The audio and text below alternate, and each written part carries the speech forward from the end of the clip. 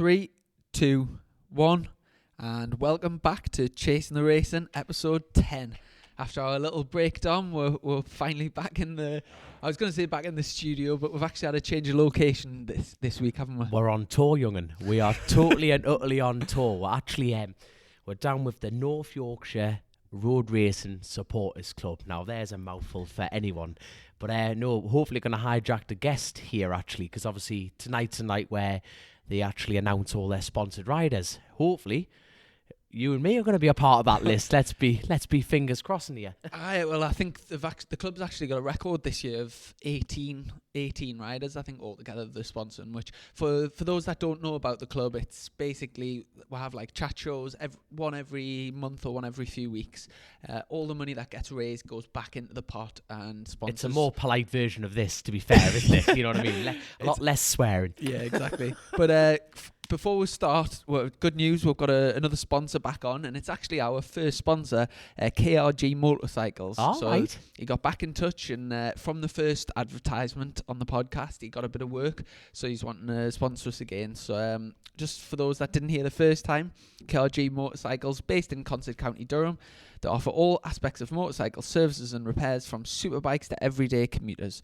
They also specialise in suspension builds for almost all aftermarket and OEM suspension manufacturers.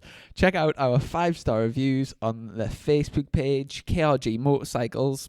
They're also on Twitter, KRG_motorcycles, and the website's www.krg-motorcycles.co.uk, where you can see all the full range of the services they provide. I'll tell you what, you should pack in being a maths teacher, to be fair. You've got a future in advertisement, you really do. Yeah, by the way, we're totally in a rush with this, aren't we, this one? Because obviously we've had the week off, which is, by the way, that makes it sound like we've been in Magaluf, we're like just drinking away, but no, we've been flat out.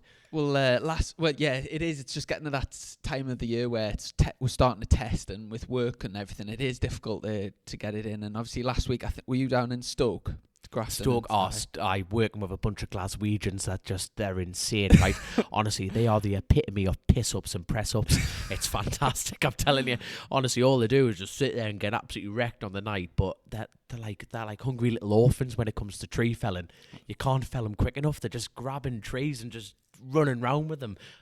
Unbelievable, the Scottish. Oh, smashing. So that's why we missed last week, and then this week's a little bit of a rush. It's all my fault, is it? Hold on, what about your week, son? What about your week? I mean, we're both busy this week, but we're both at the North Yorkshire Road Racing Supporters Club tonight, so we thought we'd bring the mics along, and we've got ourselves a little room out the back, and we're going to get a quick episode in. So it looks like a little bit of a gear collage, to be fair, mate, doesn't it? I think we're in the wedding room. There's flowers everywhere. There's mood lighting, honestly, and Chris is starting to look even better here, so we better hurry up with this show before we get any ideas. Well, tell us what we've got planned for the show, then what's the topics? That's normally your job, to be fair. You've got the whiteboard this week. I've actually gone and spanked the bank a little, as you do, the cheddar, and bought myself a lovely new whiteboard. It's magnetic.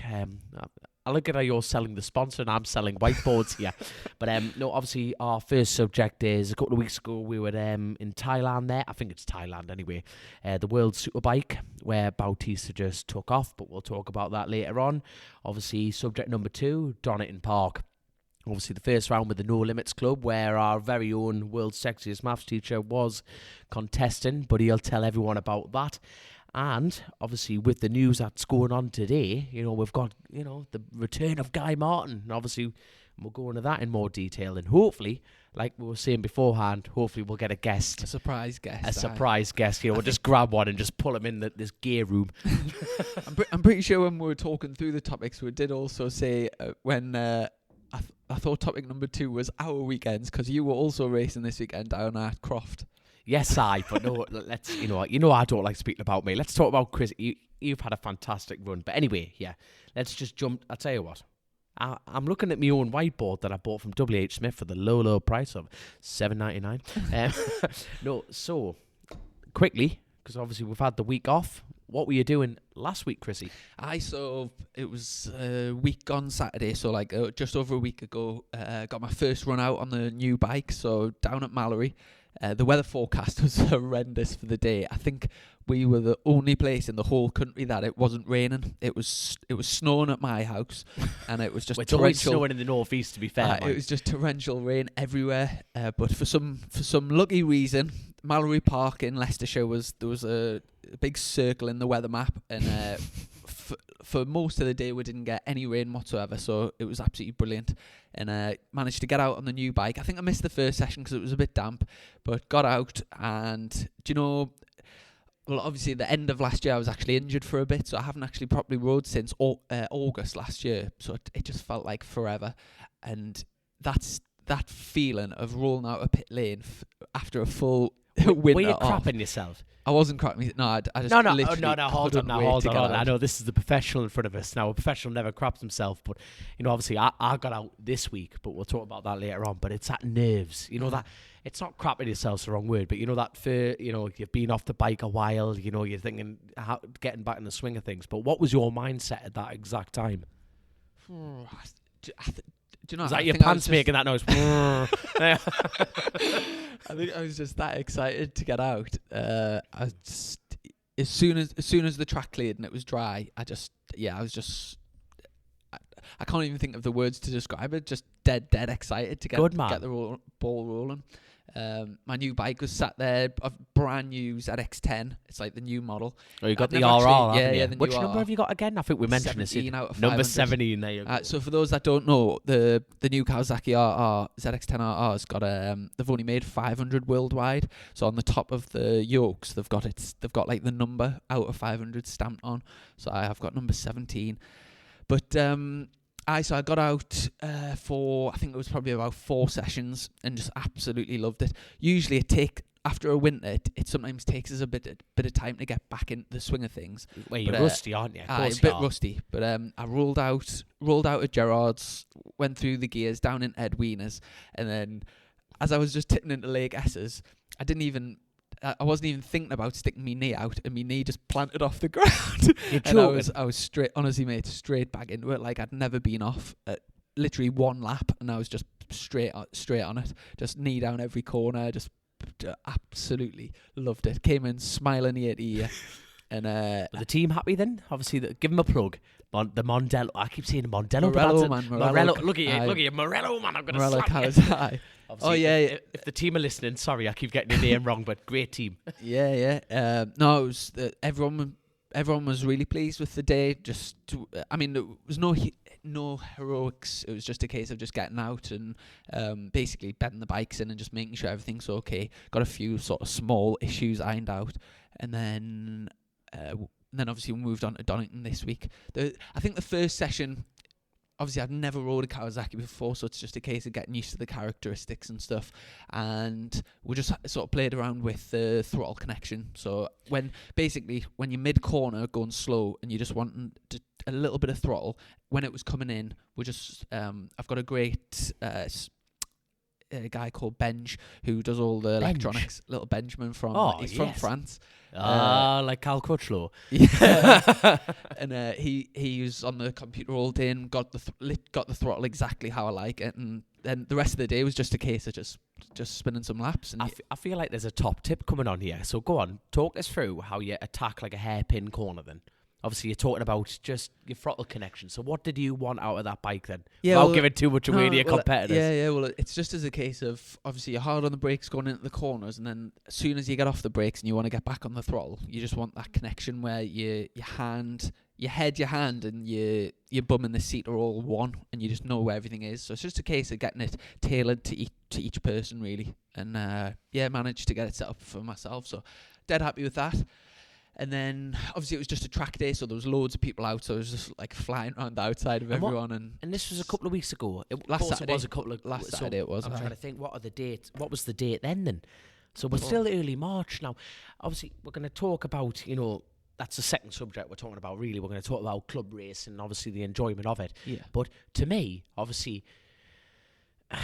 we're going to end up talking about a total different subject here, but obviously Hickman, let's quickly go back to Hickman here. He's raised the bar about track time, you know what I mean? He was on a bike race in December, you know what I mean? And track time is so crucial. Now, to me, everyone's going hell-bent for track time this year.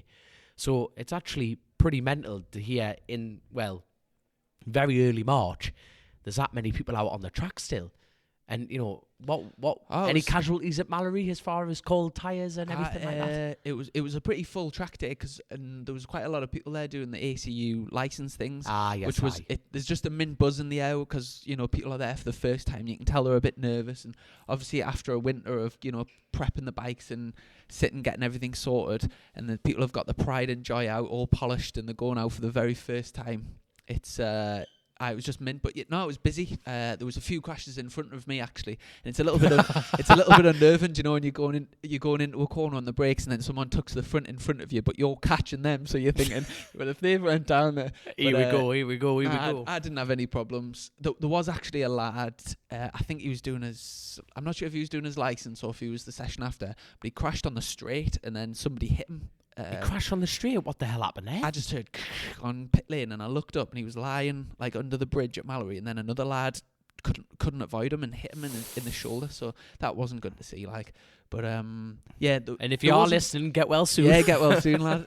There wasn't that many crashes at Mallory, but by goodness me, there was some crashes at the weekend at Donington. Oh my God! I tell you what, let's spin the subjects round. So we're going to talk about Bautista absolutely annihilating everyone on the second subject. So Donington Park, no limits. Now, he's a very modest man, our Chrissy. So let's go straight into it. The lad turned up and wiped the floor with everyone, as Chrissy Rouse does. Not exactly. Don't be modest. Don't be modest. No, at the end of the day, no, there was some seriously top lads there. Obviously, we've got the Gary Johnsons. There was loads of top names there, and obviously on the day you were feeling it a hell of a lot more than them, and the results showed that.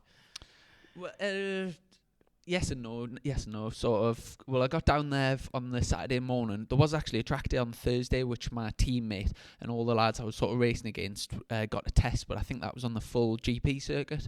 Where we were actually racing on the national circuit, which is that's got like a little.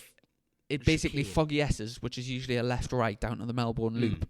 Instead of doing that, you do a right-left just onto the straight. So it's essentially Donington Park without the hairpins, which is pretty cool, to be honest. But I haven't actually ridden that circuit since 2010 when I won the Aprilia Super Teens. So it's like years since I've been there. You've been in the BSB paddock for. That's always on the international circuit. Oh, sorry. Never on the national. But so yeah, I didn't get a test there, but Saturday morning had qualifying, and I managed. I went out and I was second in that one.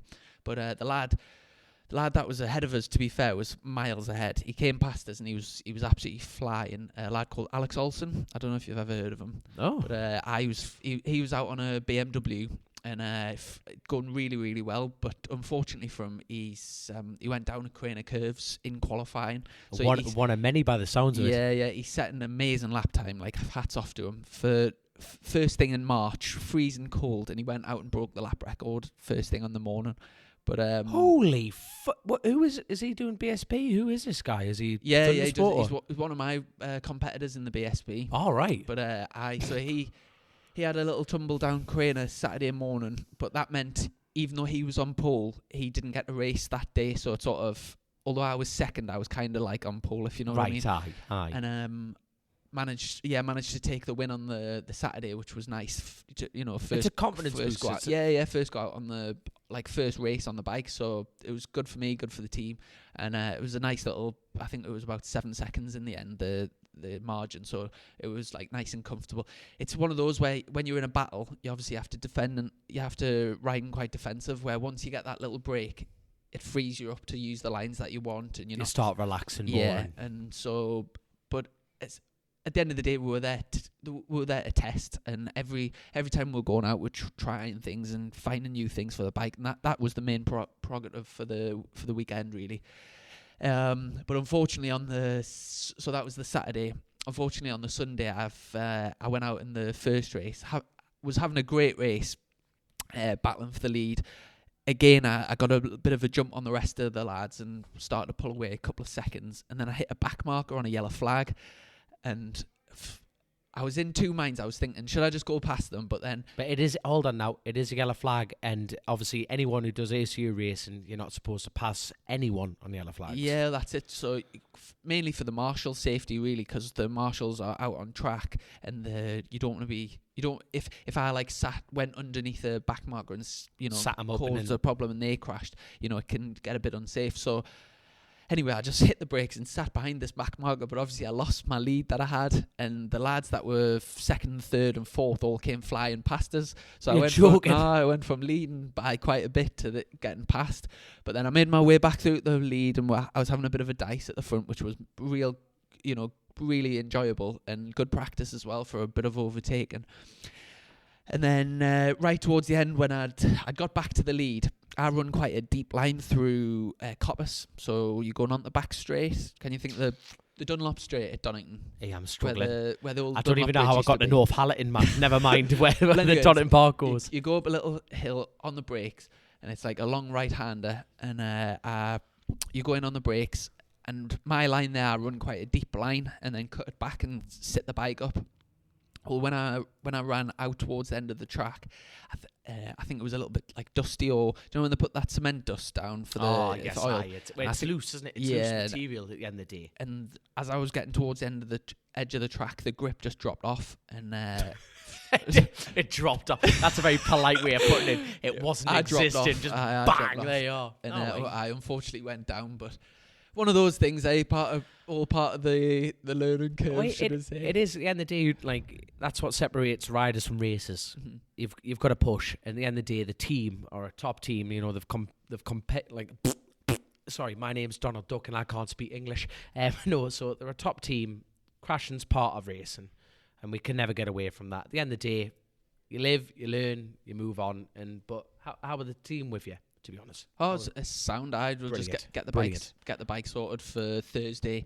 Back out at the official BSB test this week. So is that this Thursday? Yeah, this Thursday. No wonder you wanted to push to get it done tonight. I'm thinking, no wonder you want to get it on with it. There we go. But it was all in all, it was a great weekend. I absolutely loved being back at a club race. I got there Saturday morning and I'm just walking down pit lane, and everyone's like out the back of trailers and stuff, cooking the bacon sandwiches, and there's just like the first round of the year, everyone's just buzzing to be back racing, and it was just absolutely mint. The enthusiasm and just all the crack, all mates and like families in garages, all helping each other out, that sort of camaraderie. Also at the No Limits, they do endurance racing, which is like a bit of a different twist on racing as we know it, because it's much more of a, I know it's teams when we race, but the endurance racing, because there's like 3 or 4 riders together, all like racing different bikes, but they're all together. It's just a little bit of a different feel. And do you know what? It was like over the race weekend, obviously a lot of people crash, and you're walking along and you're bumping into people. And our mate, Andrew Stockdale, who's sponsored by the club, he had a crash and broke his hand. And never. Yeah, and this one's breaking this and this one's breaking that. One of my sponsors had a crash and was all beat up, and you're looking and it's a bit down in the dumps. But then at the end of the Saturday after the endurance race, I was stood on pit lane with my dad, and all the teams finished and they all come in, and everyone's jumping off. Every single person's hugging, kissing, cuddling. All the families coming out. The beers are getting opened, and just as the sun's setting, and it was just such a beautiful moment where it's just like everyone's just filled with a sense of satisfaction, and you really get the sense of why people do it. Yeah. And it was just mint to see. Really, really good. And I see all the teams, whether they'd won, lost, crashed, whatever the case, they were all just so chuffed. And you can just think of my dad's always said to me, you get out of life what you put in, and you can see these people. Oh, that's deep mind. that is the title of the show. That's beautiful. You can see all these people that they've probably worked all winter, getting everything sorted, getting the bike sorted, and to go truck a bike down Craner Caves. Well, for some people, but then you can just see it's all worth it, and everyone's really living their lives, and it is meant to see, and it sort of got us thinking a little bit like about, some people probably think that they're a bit mental for spending all the money in the weekends going racing, but And from the outside, I can sort of understand why people would think that. But when you're in the community and you're doing it and you're part of it, there's nothing. The people that are listening to the podcast that are in the racing circles will totally get this. There's just nothing that you can sort of.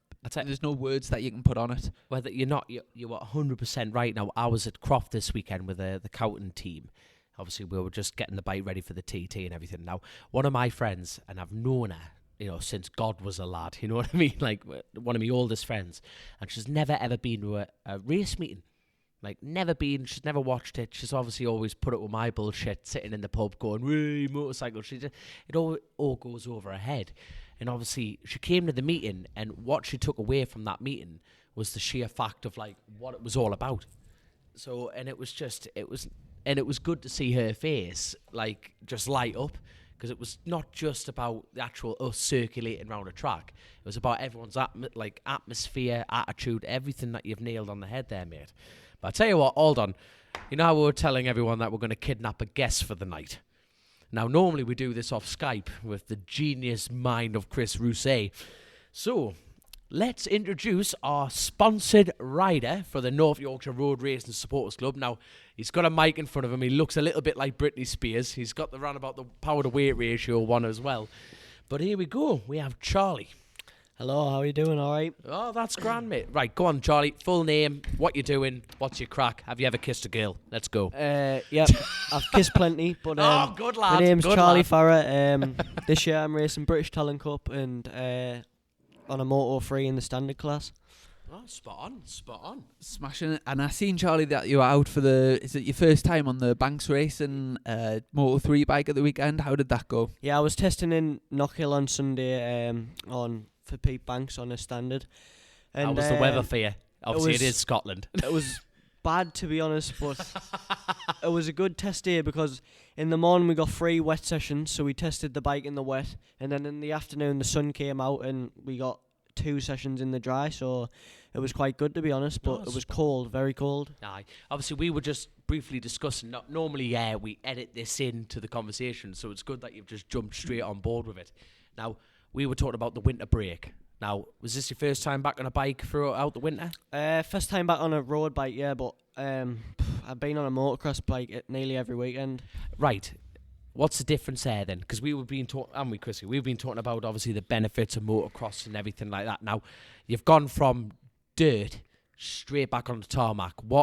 How did you feel? Now, come on, let's get real here, Charlie. I think riding a motocross bike in the winter is literally just your fitness and being on a bike. Like, just the fact that you're on a bike and it gives you the same feeling of riding in terms of fitness. So your arms hurt in the same way, and like you get dry mouth in the same way, and just stuff like that. It's quite the same, but in terms of actually like being on the bike and the way I feel, it's completely different. Dry mouth? Do you concentrate like me? I concentrate like a 6-year-old with a crayon, me. So my tongue's hanging out my face. Yeah, do you exactly concentrate the same way, do you? You don't realise you're doing it until, I don't know, after you think... I've got smudge marks on my visor, man. Yeah. You know what I mean? I'm licking my tongue that much.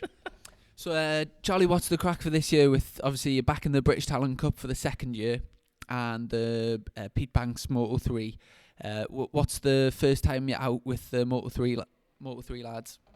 Well, I've got a test in 2 weeks from now with British Talent Cup in Valencia, and then it's Silverstone with the BSB on the British Talent Cup bike. That's the first time I'm out. Oh, cool. And quite a few of our listeners probably aren't familiar with the British Talent Cup. Can you just explain briefly what it is? And like, obviously you were in the first intake of the riders last year, and just explain what it is and like your opinions on how it's ran, things like that.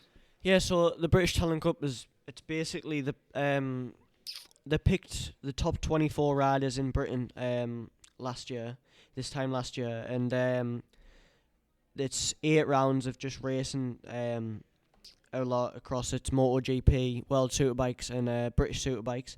So yeah, it's good. Everything they pay for everything for you to race, and so it's quite a good opportunity to bring through some talent. Maybe even if you don't have the money, it's just a good opportunity to take. So if you can get somewhere, they will take you all the way through. At the end of the day, like, how do you feel about with that pressure?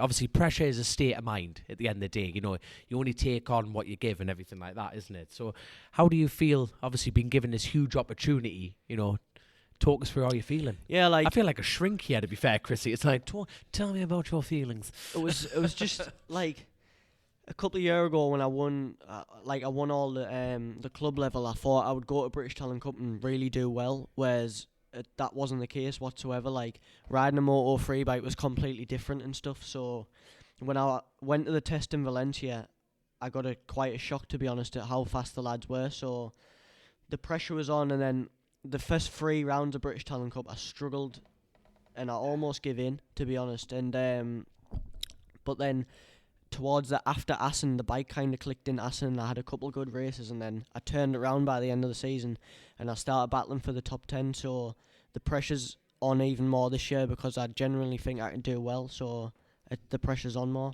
And after like last year's champion Rory Skinner, who's going to be moving up to the British Supersport Championship, is there anyone else that's not going to be in it from last year, like any of the top lads? Yeah. So the top 3 obviously don't go back into the Talent Cup. One of You've done well now. Piss off. There. yeah, exactly. One of the most surprising ones was Josh Watley. I mean, like, he podiumed a good few races. He done so well. He wasn't in the top 3, but they kind of just said to him, "Well, you've done a year, so that's it." Spot on. So, what's your ambitions going into the season? To what? To win. Yeah, in BSP. Oh, but wait, he's a racer like the rest of us. So, yeah. BSB, I've said to a few people, I just want to podium the bike. That's all I want to do. Like top 5 to podium the bike.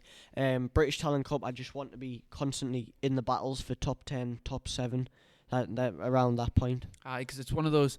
I mean, I was watching your race at Assen, the British Talent Cup lads, and there was a group from, I think it was 3rd back to about 13th, and they were all doing exactly the same lap times. It was like a train of riders. So if you're in that battle, the difference between coming, exactly like 3rd or 4th or 13th there's absolutely nothing in it whatsoever. But no, it'll be a brilliant opportunity for you this year, and like you say, if you can be doing that consistently in the right at the sharp end of the British Superbike Moto 3 and also the British Talent Cup, it's should give you the platform to move on. After this, if this year goes to plan, what are you sort of looking for maybe in the future next year or? Well, we done Stock 600 last year, but we struggled. Down to me, but mainly down to mechanics as well. We struggled. We couldn't keep up with the bike, but we've decided to keep the bike. So this year, I think no matter what, unless I got took through the British Talent Cup, I'll probably just end up back on the Stock 600 next year. Just racing that and then go from there. Really, just trying to improve in that class. So hold on. At the end of the day, it's an audio thing. These podcasts. Now let's quickly go backwards here. You're a young lad. You're a seriously young lad. How long have you been racing? What's your age and how long have you been racing for a start? I've just gone 17 and... 17, for God's sake. You make it sound like you're 42 on the way out, but at the end of the day, you've got years ahead of you. Sorry, I've interrupted you. Carry on. I've only really been racing... 2015, I won the British mini bikes, but I was riding a mini moto for like 6 months, and then someone said, "Go and do the British." So there you are. And then it was a year after that I won that, and then 2016 I started racing like the Kawasaki Cup. So it hasn't been that long, to be honest. See, there you are. I can actually, like, sitting across from you, you can actually see what you've achieved in such a short space of time. So don't keep your head up, young'un, because you're tearing yourself down. At the end of the day, you've got a great opportunity. You've got a mature set of shoulders on you, and I can't wait to see you back in action. To be fair, what about you, Chrissy? I'm looking forward to it. I mean, like I say, it should be a really good season. And how do you feel the lads like Rory Skinner's going to get on in British Supersport? Because that's something me and Dom spoke about on the last few podcasts. And I was saying I would have liked to have seen him get a chance in the World Championship Moto 3. But obviously the financial burden restraint means that's pretty impossible. But how do you think he'll get on? Well, the two of them, Max Cook and Rory, honestly, the unrated. I honestly believe the unrated. Like, Max is Max yesterday went to the test for the CEV test and he was 0.4 off the lap record. Jesus. On the Honda Moto 3. So, well, there you go for him. And Rory, I was testing with Rory on Sunday on his. He was on a stock bike, and I think he was into like the 51s, the low end of the 51s, and it was like 6 degrees, like freezing cold on part damp, and like I think the lap record for stock 600's like a 50 flat. So he's such a modest, nice lad as well, Rory, isn't he? Yeah, he's a lovely lad. I've getting on with him really well, and honestly, I think he can do well. I think he could contend for the championship in Supersport. There's no reason why he couldn't. He's smashing. And for the people that are listening that, like I was saying, that don't really know much about the British Talent Cup, obviously anyone that goes to the BSB or that has seen the championship on the TV, all the bikes look identical, all the kits, everything, and it essentially looks a little bit like the Red Bull Rookies, but like a sort of British version of it. Behind the scenes other than you turning up and just riding the bike, is there any other sort of support to do with like psychology, fitness, any like other coaching? Is there a rider coach? Like what's the sort of structure behind the scenes? Yeah, there's one mechanic between 5 riders, and there's a rider coach there. The rider coach is very helpful. And then there's a suspension guy. And then before the start of the round, they also set you like a fitness plan. So they send you a fitness plan for you to follow, which will help you on the bike. I'm just totally jealous here, mind. There's me drinking a pint of Guinness, looking at you going, bloody athletes surrounding me. Yeah, there you go. But no, honestly, so what's the next stage and where are you off to next? Was it Valencia? Yeah, it's Valencia in 2 weeks. Very nice. You pack your sunglasses. Yeah. Oh, there we go. So what have you, off the top of your head, do you know what the entire season holds for you? So you got Valencia, then it's Valencia, Silverstone. I think there's a couple of rounds at Donington again, and then I know at the end of the year there's also Valencia again with a MotoGP. So we go back there at the end of the year. Bloody hell! I was going to say, because the last round last year was at Valencia MotoGP, wasn't it? What was it like racing in front of the crowds there? It was different, yeah. Obviously, the crowds was unbelievable, and obviously the likes of the front runners, Rory Skinner, and that, people were going mad to see him. And it was mental, really. It didn't feel real. Is that? Do you mean like the Spanish people? Yeah. Because it's a much bigger sport over in Spain, isn't it? Yeah. The sort of support the younger racers like a lot more than maybe we do over here. Well, they teach it in PE, don't they? You know what I mean? Everyone else is doing football. They're getting in their boots and leathers and going racing motorcycles, them lot. I don't know if you've ever been to a CEV meeting, but it's a bit surreal, really, because obviously Spain's on the bones of its arse financially. You know, like Get ready, the Brexit chat's coming. No, in the southeast of Spain, so like around the Jerez area, there's 60% youth unemployment. So for kids leaving school until they're 24, over half of them can't get a job. There's just there's mass unemployment. The country is totally on the bones of its arse. You walk around and there's like it's just massively deprived compared to compared to England. Yes. But then you go to a CV race and there's like a full grid of 40 lads racing around on like £100,000 bikes, like at age of like 15 and 16, and there's no crowd there. It's not like BSB's like a proper show, and you go and there's like 30,000-40,000 people there.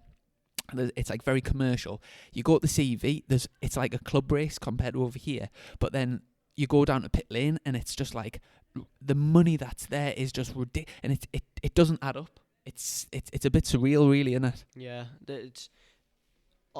this competition's still good though, I suppose. Even though it's full of money and that, the competition, there's not much more anywhere else. I mean, the lap times aren't far off Moto 3 lap times whatsoever. Yeah, well, that when you look at the sort of breeding ground to the MotoGP, especially over the last sort of 10 or maybe the last sort of 10ish years, the sort of Spanish influx of young riders, and I suppose it's turning into a little bit of like Italy recently have done a much better job, especially through the Valentino Rossi Foundation, with the riders camp and stuff. There's a lot of Italians coming through, but I mean, it'll be interesting to see how everyone gets on, and well, I guess all I've got left to say is thanks very much for joining us on Chasing the Racing, Charlie, and best of luck for this year. Obviously, in the Motorstar and the British Talent Cup.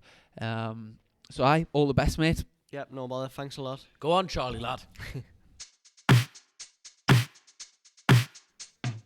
So that was young Charlie Farrer, young lad from the northeast, who's going to be racing in the British Talent Cup and the Motorstar Championship. Good young lad coming through the ranks, and I think he'll have big things to come from this year, hopefully. Big thanks we just roped him in from We've literally just grabbed him like the child snatcher from bloody Chitty Chitty Bang Bang. I think we could actually do some time for that these days. But no.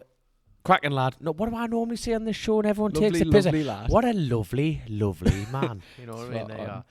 Well, just before we spoke to Charlie, we briefly went over our last few weeks, and I was talking about my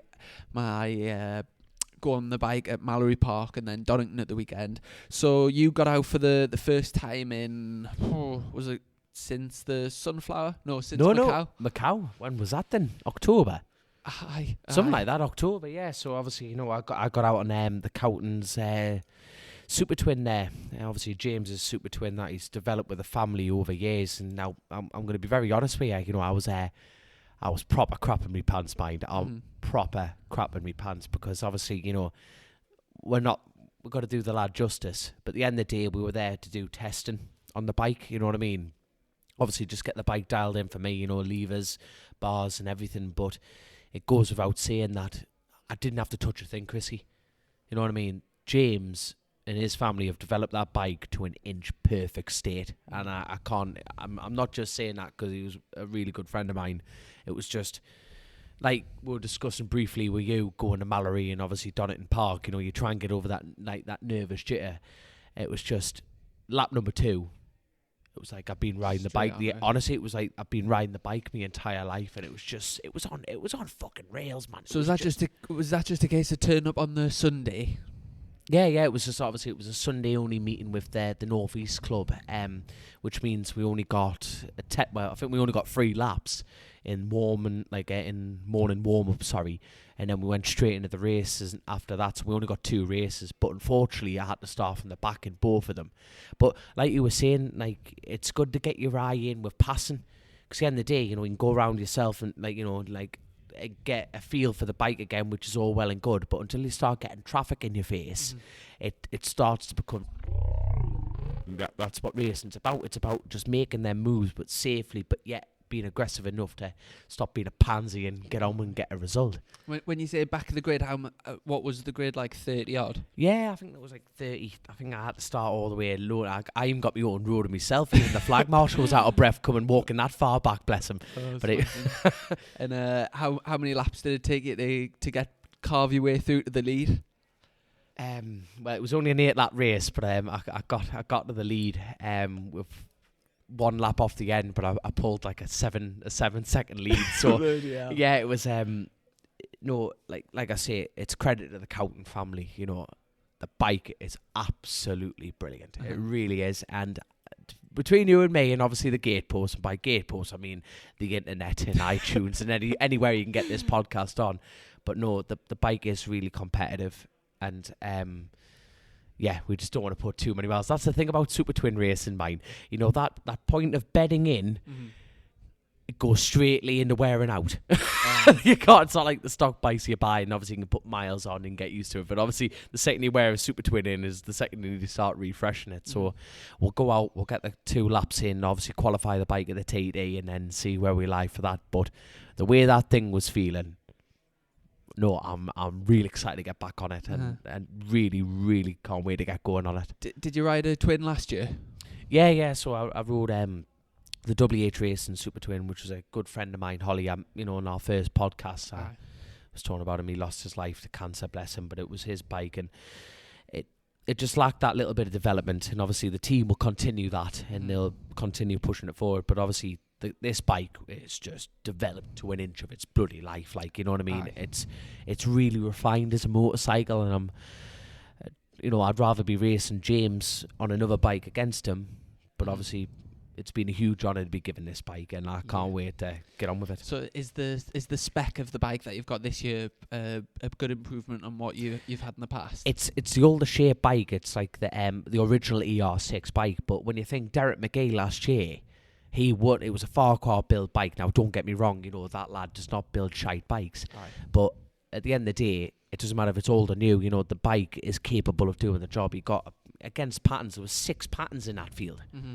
You know what I mean? And Derek just rode the bloody wheels off it. So I'm not worried about it being the older shape. People are a bit like sheep in this sport, where you do, don't you? You think, well, who's on the best bike? Right. And everyone goes and buys it. Look what happened with the BMWs. Look what happens with the Kawasaki's. Everyone just kind of fucked off blades in a heartbeat. I think I've put a $5 in the swear jar too much. I think, what's going on, man?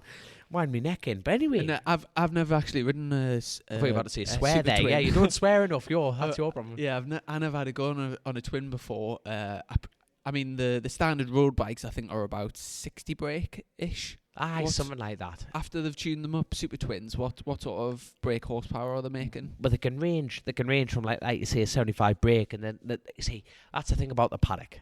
You know what I mean? Each dyno reads different, by the way. So it does, doesn't it? Yeah. You can go get high reading dynos and get low ones. Conditions are a huge factor in the dyno reads as well. Because if you go on a hot day, it's underpowered. If you go on a really cold day, it's going to show better.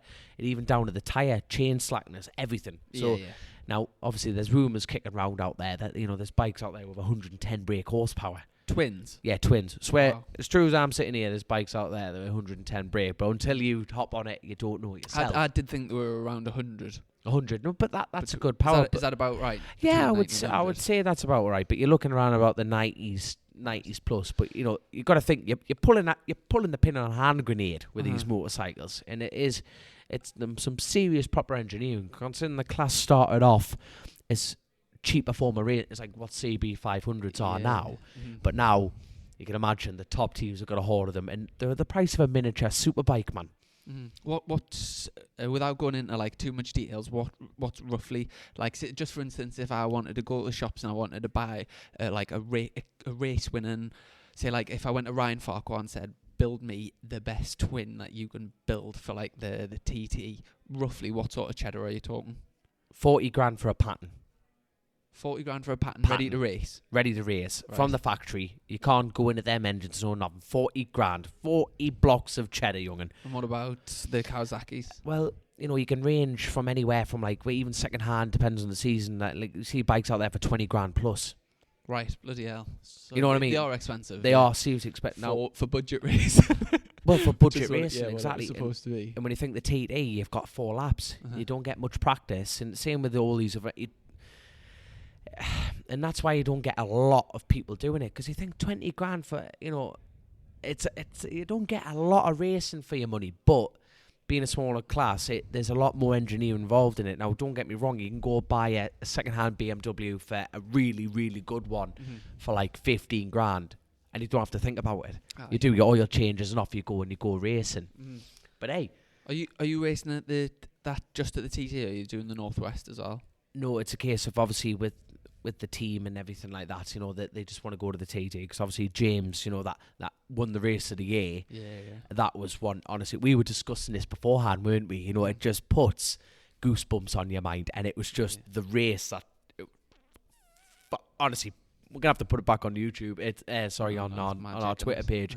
It's unreal. You know what I mean? James there wasn't a man more deserving of a win on that one, and it was just. But as far as the team's concerned, it's. The bike, there's only one engine with it at the moment. Obviously, the team are very much open for sponsorship. If anyone wants to get involved with them. But it's a case of with a 2-week boundary. That's the problem. The road racing all kicks off, and you haven't got. If anything goes wrong with the bikes or anything, you've got a 2-week window, less than a 2-week window before you're going down Bray Hill. And that's where the money starts getting involved. What's your starting number for the twin? Actually, I haven't been given that yet. I'm kind of crap me pants if I've clicked the wrong button on my online entry here. No, it's a case of they're still figuring out seeded numbers for the super sport and the lightweight, so I don't know what I am at the moment. Where did you finish the twin race last year? 10th. 10th. Oh, 10th. so you could be looking at a pretty good starting number. Hopefully, it's a case. Well, I haven't been given a number, so hopefully the organisation of the Isle of Man government haven't gone, I tell you what, he's a prick. Trotteroo. I don't know. There could be a good result. And hey, that's something I haven't even mentioned. You know, a seeded TT rider. You've got your number sent through. Was it sometime last week? Yeah, last week. Number 20. Mate, congratulations! Like it must be a dream come true after all these years to be starting top 20. It's an amazing achievement, and like I was buzzing when I seen it, and you've got some good competition just in front of you, chase down, and no, let the dog see the rabbit situation. It really is, you know what I mean? It's at the end of the day, I'm at the back of the top class, but to be in the top class, regardless, is a huge honour. It is unreal. Considering, the first time I got on a motorcycle was 7 years ago, and never ever would I ever thought I'd be a seated TT rider, but no, it's obviously with everything that happened last year, and I've worked hard for it and everything like that, and blah blah blah blah. And obviously there's people there that aren't, there was people there last year that aren't here this year, and there's a lot of factors involved. But even so, what you're saying, yes, it's nerve wracking. It's because it's a huge opportunity, but I'm looking forward to it. Because in theory, in practice, I could go down the road with Michael Dunlop and go piss him off. I'm shy off the line anyway, so if I can get in front of Michael before Bray Hill, I'll be out with the moon. But hey, speaking of TT riders, let's get on to subject number 3 here. Guess who's on the return? Well, he's not coming back to the TT, but guess who it is? I seen on the old face. What is it? Face tube. Face tube. The old GM is the GM down with the kids, looking back to the road. So you inform us. Is it Cookstown Classic Racing or something? He's doing the Cookstown 100, which is obviously the first round of the national Irish scene. Now, obviously Guy Martin, he's won I think it's 16 national wins alone, never mind his international career. Now, don't get that's me punching at facts there, so if I've got that wrong, there'll be people screaming, "Gan, you're an idiot, Dominic." But no, Guy Martin. Now, to be fair, he did this not last year, the year before. He obviously, when he was on for the Honda team, when he hit a bag of neutrals going in the Laurel Bank, which that was a hell of a year for Honda, mind. You know what I mean? Chucked the TT legend off and nearly killed a national treasure. Woo! Go Honda. God love yous. But no, he's coming back obviously with the news, which is great for the Irish scene. You know what I mean? With obviously insurances kicking off, the clubs are struggling massively to keep afloat, to keep going, like to keep road racing in general. Because obviously it's not like Brands Hatch where you go and pay your ticket to go watch. You're selling programs. Now Guy Martin's going to sell programs. He's going to sell T-shirts. People are going to turn up and watch.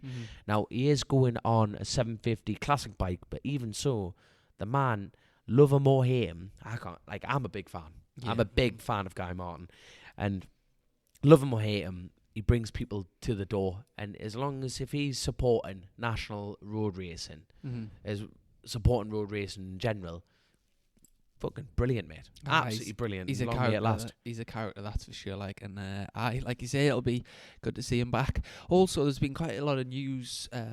Obviously, the TT press launch was it last? I can't remember Tuesday. what It was night a Wednesday. it was. Why they do them Wednesday? Like, I'm not being funny, but if they did these things on a weekend, they're going to get a lot more people through the gates. You know what I mean? More people are going to go, and especially as far as the Isle of Man's concerned, it's a government organisation. If you can get a load of pissheads coming over for a weekend for a good laugh, as well as going to the TT launch, why not? But like a Wednesday night, it's like everyone's at work the next day. You've got people to teach, and I've got trees to fell. Like we couldn't go, could we? The selfish buggers. But I think like John McGuinness came out and was, he's looking like he's aiming for podiums this year at the TT. What was there any other big crack? Any big deal? Obviously, Davy Todd got announced with the Paget's team on the 600. So new livery for them as well. It looks a bit different, doesn't it? Well, that's it. No, you see, Morello, Mandello. I'm getting anyways. A security security form that have come on board with the Paget's team, which is obviously everyone needs sponsorship. Hint, hint. If they want to chuck some money at us too, that'd be grand. But no, so obviously everyone else is kind of staying in the same boat. It's great to see Michael Dunlop. He's back up there, and he's obviously everything that he's gone through, he's a very humble approach to it, but he's still hungrier than ever. He really is, and you can sense that. He's not going, I'm going to do this, I'm going to do that. It's just his simple words of the night were just, don't write me off, and really you can't. No, You know what I mean? The lads used the heat last year, like your Deans and your BSB lads. You know how to use the heat. You're pushing all the time. But Michael Dunlop is fundamentally he's a Dunlop, and if anyone's going to push it, it's Michael, and I can't wait to see that get going. Obviously, you got your Hilliers. He's staying consistent. He's on with the JG Speedfit team again. Is it the JG Speedfit team? Yeah, I think so. Yeah. What's the crack with the new the Norton Super Twin? Super Twin, aye. So they've got McGuinness, Hickman, and Davy Todd, the three man team. Do you know much about that bike? I don't. No, I don't. It's come from essentially a scrambler range, and it's no one knows really much about it. I got to see the bike at the NEC, and it's at the end of the day, Norton quality. It looks awesome. Like it looks, it is beautiful, man. No, with a single swinging arm, and it is nice. That's it. But obviously, at the end of the day, you know what these spies are like in the world of racing. You haven't seen much of it out on the track, have you? No. You know what I mean? When you think, well, like development, you can only do so much on a rolling road until you get on the track and actually feel what the bike's doing, what it's flexing, reliability, everything like that. Norton have got a steep hill to climb, to be fair. Now, don't get me wrong, they've got 3 very, very fast lads to get the job done. Aye. But it's going to be a good test for Norton itself. Definitely, aye.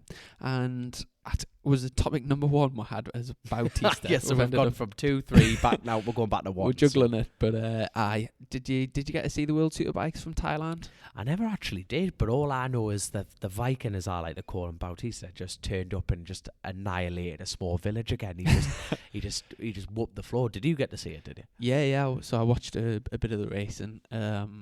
Obviously, you sound really excited. Yeah. Watched a bit of it. Obviously, after the first round at Phillip Island, the sort of big question was it a one-off at Phillip Island? Did it just suit Bautista? Did it just suit the Ducati?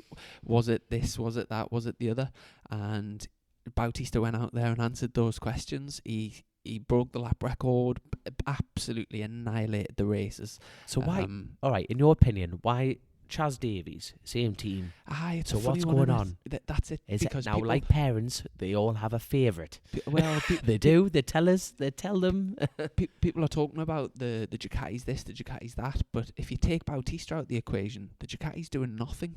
Rinaldi's doing nothing. Chaz is doing nothing. Eugene Laverty's doing nothing. And then you've got Bautista is absolutely smoking everyone.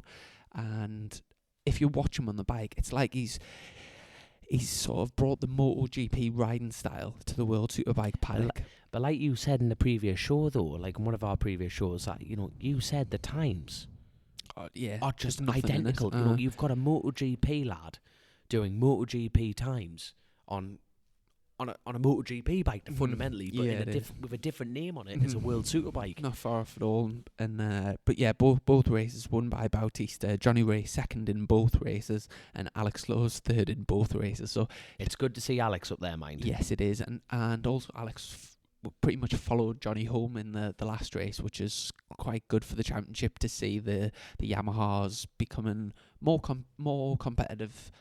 And closing the gap to the Kawasaki's, just in the interests of a fair competition and for the spectators to watch. It's in everyone's interest for it to be good, fair racing, and sort of to see those closer together is good. But ideally, we'll want to see the big names head to head battling it out. Those famous races where they're battling for the lead and last lap scraps. That's what we really want to see. So yeah, it'll be interesting to see how everything how it pans out over the next few rounds, and hopefully we'll get to see some good racing. Did you manage to catch up with much of the BSB testing? I didn't know, but obviously bringing up your fact about the Yamahas and that. O'Halloran. He's ahead of the times. I'll tell you what, funny enough, obviously we keep mentioning where we are tonight. We're down in North Hallerton, and that's terrible.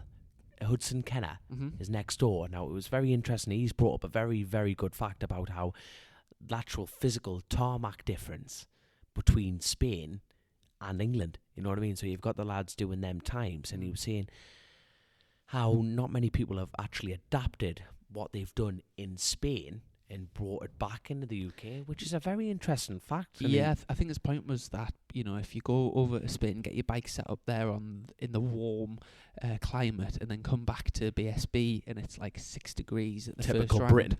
Yeah, and Christian Iden put out quite a funny tweet because he said it was like when BSB were testing, and he tweeted saying, this time last year I'd just finished my test at Cartagena like fastest, and then I had a terrible season. So using his logic, because he isn't in Spain this year, he's going to have a good season type of thing. But no, it's a little bit like that at the weekend when I turned up. I've had like a couple of sessions at Mallory, and there was a few of the lads that have been out of Spain for a good few days getting the bike set up and testing. But in the freezing cold at Donington Park, it's how useful is that testing? You know, it's a lot of money to get to take a team out of southern Spain, and you know, I've been there and done it. I've had years at BSB where I've done no testing, and I've had years where I've been out of Spain for weeks.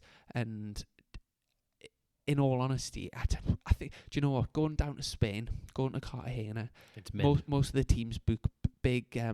There's these like golf resorts, so you get these like villas, and you're all staying together, and it's fantastic if you join a new team bonding, getting to know everyone, getting to know like all the relationships in the team, which is very important. Aye. But in terms of actual bike setup, getting prepared for the first round, it is questionable how beneficial it is. It's great for rider fitness, it's great for this, it's great for that.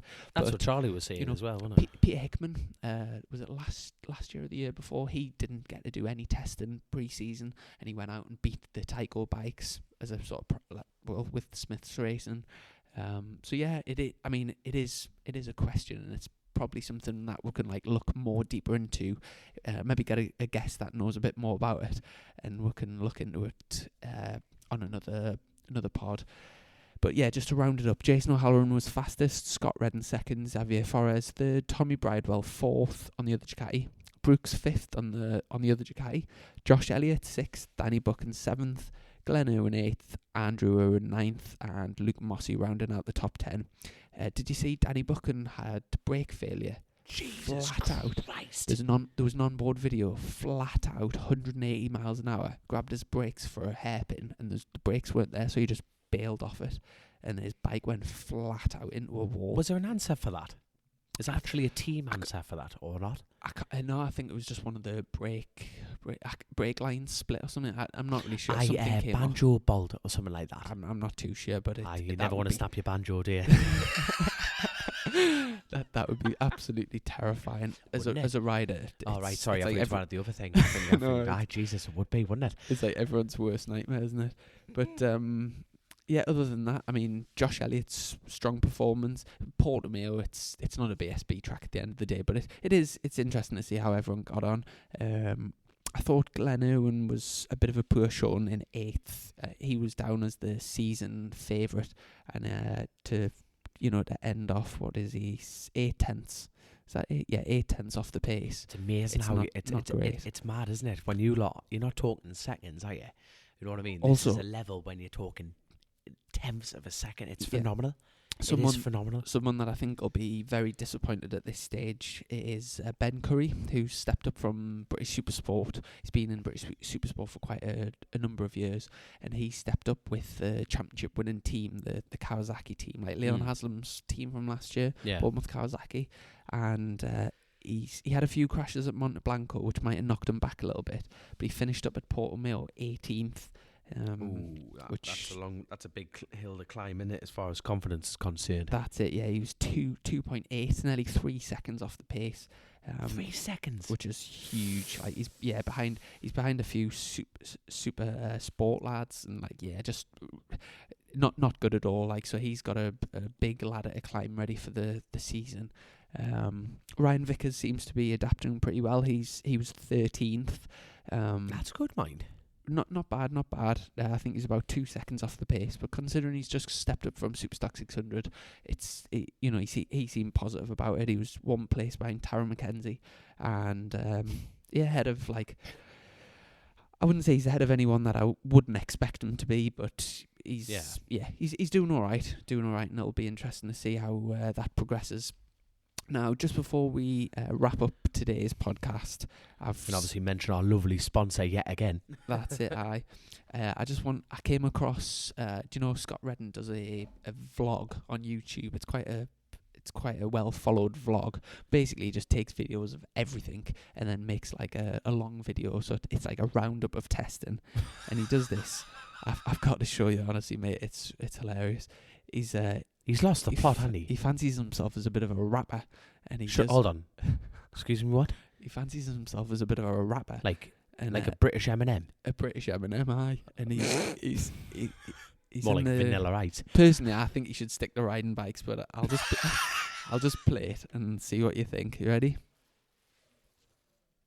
Straight work hard, 'cause I need to know what we need to find to improve, to make us apart from the others in the rest of the grid. I know they want to see what I'm doing in my head. Is he rapping about racing? Possible, 'cause I want to be unstoppable for the first race of the BSB. I came from the MotoGP, but I don't like the way they treated me. No, now I'm on my own thing. Now I can act myself and be free. Keep going, yeah. And I like all the English people around. I can speak without a frown. I don't need to try to speak Spanish or Italian. I just keep it going now. I don't think that was beautiful. That was beautiful. Honestly, just let's get the lad to sing the British national anthem at the next BSB. He's a piece, isn't he? He's a piece of something. What do you make of him? Do you like him? I'm not saying no. After that, I don't know what to make of him. Aye. I tell you what. At the end of the day, when the racing gets going, when the clutch drops, the bullshit stops. Exactly, that's it. Exactly. Especially for you as well, son. Now I'm winding you. But no, at the end of the day, race day, isn't it? And so you're out Thursday, aren't you? Aye, so there's another official BSB test this Thursday down at Silverstone National, where the first round of the British Superbikes is. So I'm proper looking forward to getting back out on my bike there and just continuing where we left off at Donington. And obviously, definitely, mate. It's actually a long time since I've raced at the national circuit. I think the last time was 2010. So bloody hell, what's that? 9 years. So it's a while since I've done, but it's pretty much the same corners as what I'm used to on the international. Spot on, man. Absolutely spot on. The racing there was fantastic last year on the national circuit. It was dead close, and I was actually commentating. I went up with Fred Clark and commentating on the superbikes for that. I'm going to come and commentate this year. Yeah. I'll just be like the Chrissy Rouse show. I'll be like that. Right, mate. Just before we finish, let's... do you know the Dom versus the guest? You love this. Hold on, why do I get the piss taken out of me all the time in this show? It's terrible. You've found me biological dad, right? You've taken a photo. You bunged it on Twitter. It was funny that show. That was another thing. We had a North Yorkshire last week. Oliver's Mount. The Oliver's Mount crack. And it looks like everything's going ahead there and they're getting everything sorted. Get back racing there, which will be good. Aye. Did you say you're going to try and get down for that, or yeah, I'd like to see if we get an entry in and everything like that. But no, let's get the TD out the way first. One hurdle at a time. Aye, one hurdle at a time. I tell you what, let us get a pen and I'll write so I can jot down whether you say you're right. In fact, I'll keep tally on my fingers if you get them right or not. Okay, question one. I haven't got a guess. Question one. Who won the most BSB Superbike races in 2018? Was it A, Was it A, Shaky Byrne? Was it B, Josh Brooks? Or was it C, Bradley Ray? Who won the most races? Yeah. Last year? Aye. Byrne. Okie doke. Question 2.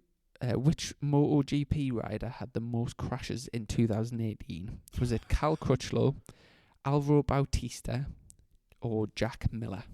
Miller. Got to be Miller, man. Okay. He was totally unhinged. Which TT course lap record is the fastest? God. Is it A, the Super Sport, B, the Classic Superbike, or C, Mark Higgins' Subaru lap? Sorry, say the question again. So, which TT course lap record is the fastest? Is it A, Super Sport, B, the Classic Superbike, or C, Mark Higgins' Subaru lap? No, he did that Subaru lap. He did, but that was a 27. but Dunlop's done a 29, so it'll be a super sport lap. Super Sport, okay. And the transatlantic trophy match races was first held in 1971. Great year. How many years was it part of the annual British race calendar? Was it 10 years, 15 years, or 20 years? Say 20. 20. And the final one, which isn't multiple choice, name Champion. name one UK race circuit that always runs in an anti-clockwise direction. I'll give you 10 seconds. Anti-clockwise. 3, Jesus 2, Christ. 1. Go on. Nah, nothing. Nothing. No, you don't. Well, God. I'll, Shit. I'll just say you got TT course? No. you got Clockwise. 2 out of 5. Oh, no way. So just to run through the answers. So who won the most BSB superbike races? You said Shaky Burn, Yeah. I think. It was Josh Brooks. Damn it. Question 2. Which MotoGP rider had the most crashes in 2018? Gotta be Miller. You said Miller. It was Alvaro Bautista. Oh, what a bellend. Question 3. Which TT course lap record is the fastest? You got that one Supersport. correct. Yep, Super there you Sport. Good lad. Question 4. The transatlantic trophy match races were first held in 1971. How many years was a part of the annual British race calendar? You said 20. 20, and that's correct. There you 20 go. years. And the final one, which was the non-multiple choice questions. There. So Here we go. What's the answer for was- this one? name one UK race circuit that always runs in an anti-clockwise direction. And you could there's 3 possibilities that I've got here, but there's maybe more. If you can think of another one, you can tweet us in. But we've got the GP circuit at Rockingham. I don't know if you've ever raced there. I've been on a That track runs out day, yeah. The Scarborough, Jesus, man. and you're gonna kick yourself with this last one. The Northwest 200. Oh, for God's sake. But so 2 out of 5. But anyway, huge thanks to our sponsors, KRG Motorcycles, for this podcast. And Hopefully gets more business. I tell you what, I was racing against my mate Chicken Charlton. Have I ever told you about Chicken Charlton? is that the lad that smuggles chickens? He smuggles chickens. We'll have to get on as a guest. But anyway, well, Kyle does his suspension. And obviously at Croft there, the bike was handling totally on point. Obviously, he had a couple of mechanical issues as far as obviously engine management. But bar that, the bike was handling beautiful. So if you want to go around a track fast, ring this lad. I'm telling you. Spot on. And anything else left to say? Obviously apologies for missing last week. Obviously we were both very, very busy, and I got nothing but hassle at Croft going, where the hell you been, bloody? It's like, we have got living, so we've got jobs to do in that. What you got on this week? More felling, more trees. They are. So They're just all over the country. Just all over the country again. So I'm off to Stoke-on-Trent tomorrow, then obviously Derbyshire, and then back up to Scotland. So all over the place. What about you, son? What's the plans? So I'm up first thing tomorrow to go to see my physio before work, and then as soon as I finish work, I'm driving down to Silverstone. So Very I've got a good journey to do tomorrow, and then obviously testing BSB Thursday, BSB test, and then I'll be back in the classroom Friday. Good lad. Good lad. And then I think we've got Helen's birthday on Saturday, haven't we? Oh, I Out in concert. Oh, damn right. I've even got my shirt ironed. There you are. Spot on. Well, I will hopefully have a podcast sorted for next week. I've got a few good guests lined up, so Spot we'll on. try and get something sorted. And obviously, thanks to Charlie, obviously our guest there. So thank Yeah. you very much to him. Spot on. Okie dokie. Well, thanks very much, and we'll catch up next week. No bother at all. Cheers, Chrissy. Take care, Cheers, mate. son. Goodbye.